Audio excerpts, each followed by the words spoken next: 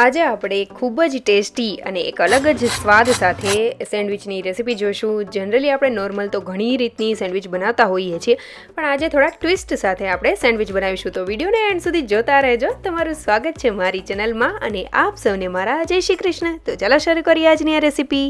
તો સૌથી પહેલાં આપણે મકાઈ લઈ લેશું, તેને છીલીને સરસ એવી ક્લીન કરી લેશું અને ગેસની ફ્લેમ ચાલુ કરીને આ રીતે આપણે શેકી લેશું। તો અહીંયા આજે આપણે સ્મોકી ફ્લેવરવાળી સેન્ડવિચ બનાવવાના છીએ। તો મેં અહીંયા મકાઈ લીધેલી છે, તેને આપણે શેકી લેશું। તો તમને ખ્યાલ જ હશે કે જે શેકેલો, આપણે આને ડોડો પણ કહીએ, તો આ શેકેલી મકાઈ જે છે તેનો ટેસ્ટ કેવો આવતો હોય છે તમે અંદાજો લગાવી શકો છો કે કઈ રીતનો ટેસ્ટ આવશે। ખૂબ જ સરસ એવી સ્મોકી એવી ફ્લેવર આવશે, તંદૂર જેવી ટેસ્ટ આવશે। તો આ રીતે આપણે સરસ એવી મકાઈને બધી જગ્યાએ સરસ એવું શેકી લેશું। અને જો તમે ચૂલો વાપરતા હોય તો જરૂરથી એમાં જ શેકજો, એનો ટેસ્ટ ખૂબ જ સરસ આવશે। તો આ રીતે આપણે આખી મકાઈને શેકી લીધેલી છે, તમે જોઈ શકો છો। અને તેને હવે આપણે ઠંડી કરવા માટે રાખી દઈશું સાઈડમાં। હવે આપણે લઈ લેશું એક સ્ટેન્ડ લીધેલું છે, તેની ઉપર આપણે આ રીતનું કેપ્સિકમ, એટલે કે જેટલી સેન્ડવિચ બનાવવાના હોઈએ તેમાં જેટલું તમારે કેપ્સિકમ યુઝ કરવું હોય એટલું કેપ્સિકમ અત્યારે અહીંયા આપણે આ રીતે શેકવાનું છે। અને મેં એક તીખું લીલું મરચું પણ લીધેલું છે, તેમાં થોડો એવો કટ લગાવીને આપણે એને પણ શેકી લેશું। એટલે તમારે જેટલી તીખાશ જોઈએ એ રીતના તમે મરચાંને શેકી શકો છો। તો આ રીતે ફેરવતા ફેરવતા બધી બાજુ સરસ એવી ડિઝાઇન થઈ જાય ને, કાળી એવી તમે જોઈ શકો છો આમાં કઈ રીતની ડિઝાઇન થઈ છે, તો એ રીતની થઈ જાય ત્યાં સુધી આપણે તેને શેકી લેશું। તો સરસ એવા કેપ્સિકમ આપણા થઈ ગયા છે। અહીંયા તમે કોઈ પણ બીજા કોઈ વેજીટેબલ લેતા હોય તેને પણ તમે આ રીતે શેકી શકો છો। તમે ડુંગળીને જો લેવાના હોય તો ડુંગળીને પણ આ રીતે શેકી શકો છો, પણ અત્યારે ચોમાસું છે એટલે ડુંગળીનું ઉપરનું લેયર સારું ન હોય એટલા માટે મેં અત્યારે શેકેલી નથી। પણ જો તમારી પાસે સારી એવી ડુંગળી હોય તો તમે જરૂરથી તેને પણ શેકીને લઈ શકો છો। હવે આપણે જે મકાઈ છે અને કેપ્સિકમ છે તે થોડા ઠંડા થઈ ગયા છે, તો હવે આપણે તેને આ રીતે કટ કરી લેશું, ચોપ કરી લેશું। આ સેન્ડવિચ ખાવાની ખૂબ જ મજા આવશે, તમે માનશો નહીં, પણ બહાર કરતાં પણ ખૂબ જ ટેસ્ટી એવી લાગે છે અને બહુ સરસ એવી આસાનીથી થઈ જાય છે। તો હવે આ રીતે આપણે મકાઈને સરસ એવી ચોપ કરી લેશું, એટલે દાણા કાઢી લેશું। અને મેં અત્યારે તેને છૂટા છૂટા પણ થોડા કરી લીધેલા છે। હવે આપણે જે લીલું મરચું છે તેનો બ્લેક, એટલે કે ઉપરની સ્કિનનો પાર્ટ બ્લેક થઈ ગયો છે, તે પણ સાથે જ રાખીશું અને આ રીતે બારીક એવું કરી લેશું। એટલે તમારે જો એવું હોય કે તીખાશ ઓછી થઈ છે તો તમે આ જગ્યાએ લીલું મરચું વધારે પણ એડ કરી શકો છો, પણ શેકીને લેશો તેનો ટેસ્ટ ખૂબ જ સરસ આવશે। અને એવું નહીં લાગે કે આ શેકાઈ ગયું છે તો સોફ્ટ થઈ ગયું છે, કંઈ ખબર પણ નહીં પડે અને ટેસ્ટ ખૂબ સારો એવો આવશે।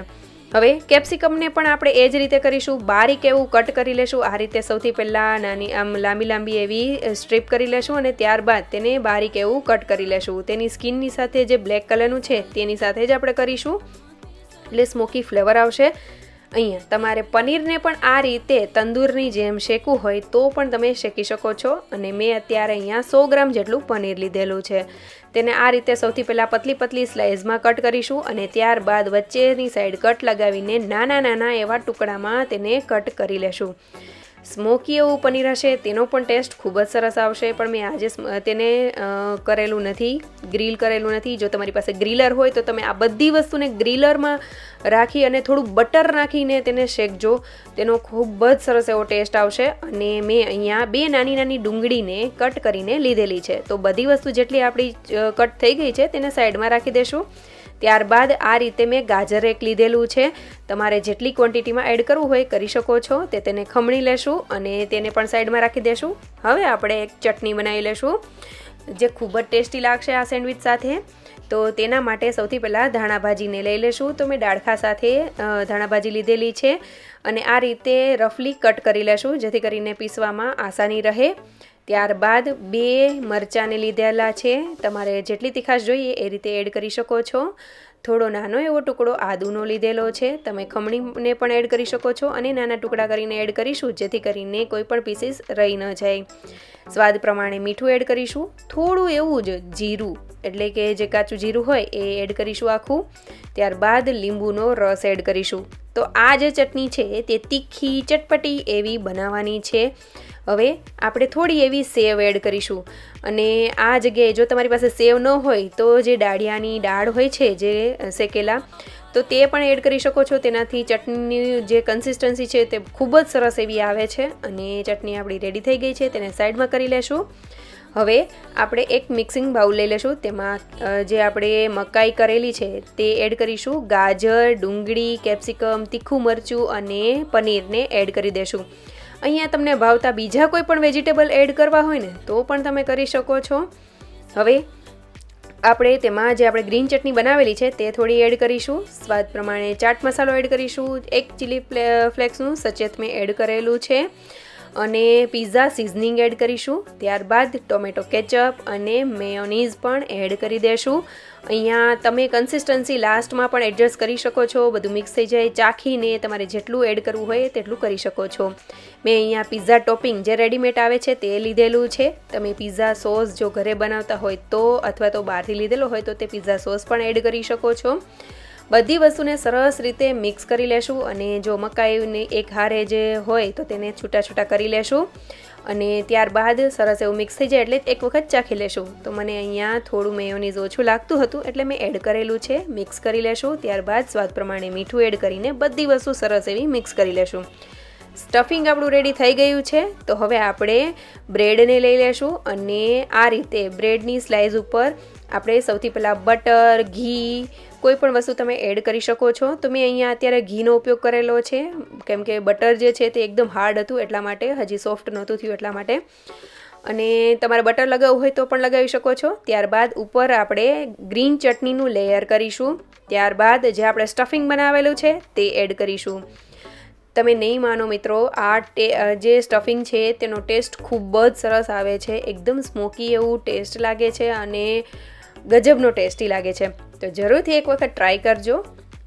હવે જે બીજી સ્લાઇસ છે તેમાં પણ આપણે સેમ પ્રોસિજર કરશું કે એક વખત ઉપર ઘી કે બટર સ્પ્રેડ કરી દેશું.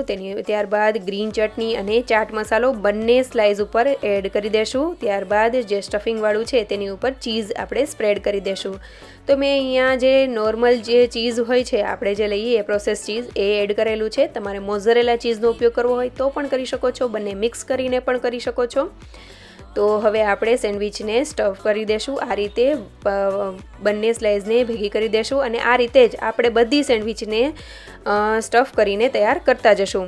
ત્યારબાદ મેં અહીંયા જે રોટલીનો તવો હોય એ લોખંડનો તવો લીધેલો છે. તમારી પાસે ગ્રીલર હોય તો ગ્રીલરમાં પણ કરી શકો છો અથવા તો તમે આ રીતે રોટલીના તવા ઉપર સેન્ડવિચના મશીનમાં પણ તમે આ રીતની સેન્ડવિચ બનાવી શકો છો. હવે આપણે એક વખત બટર એડ કરીને એક બાજુ તેને થોડી એવી શેકી લેશું. ત્યારબાદ સાઈડમાં પણ બટર એડ કરીને તેને બંને બાજુ સરસ એવી બટર લગાવતા ક્રિસ્પી ગોલ્ડન બ્રાઉન કલરની થાય ત્યાં સુધી આપણે શેકી લેશું. મેં અત્યારે લારી પર મળે એ રીતે કરેલી છે અને થોડું બટરનો યુઝ વધારે કરેલો છે. તમે આ જગ્યાએ ઘીનો પણ ઉપયોગ કરી શકો છો. જો બાળકો માટે ઘીથી બનાવી હોય તો પણ બનાવી શકો છો. તો હવે આપણે આ રીતે જ બધી સેન્ડવિચને તૈયાર કરી લેશું. ખૂબ જ સરસ લાગે છે. જો તમારી પાસે ગ્રીલર ન હોય તો પણ કાંઈ જરૂર નથી. તમારી પાસે સેન્ડવિચનું મશીન ન હોય પણ આપણી પાસે રોટલીનો તવો તો હોય જ છે તેની ઉપર અથવા તો ઢોસાની જે લોઢી હોય તેની ઉપર પણ બહુ જ સરસ એવી આ સેન્ડવિચ બનીને તૈયાર થઈ જશે.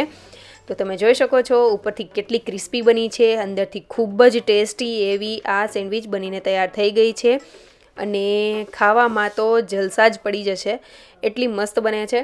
તો જરૂરથી આ રેસીપી ટ્રાય કરજો. તમે ક્યારેય પણ આ રીતની સ્મોકી ફ્લેવરવાળી સેન્ડવિચ ન બનાવી હોય તો એક વખત જરૂરથી ટ્રાય કરજો. ખૂબ જ બધાને ભાવશે અને ચીઝી ચટપટા ટેસ્ટવાળી છે એટલે બધાને મજા જ પડી જશે.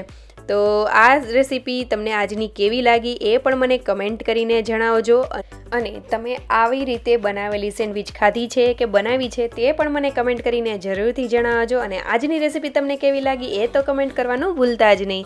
અને જો સારી લાગી હોય તો લાઇક, શેર અને સબસ્ક્રાઈબ જરૂરથી કરી દેજો. Thank you for watching.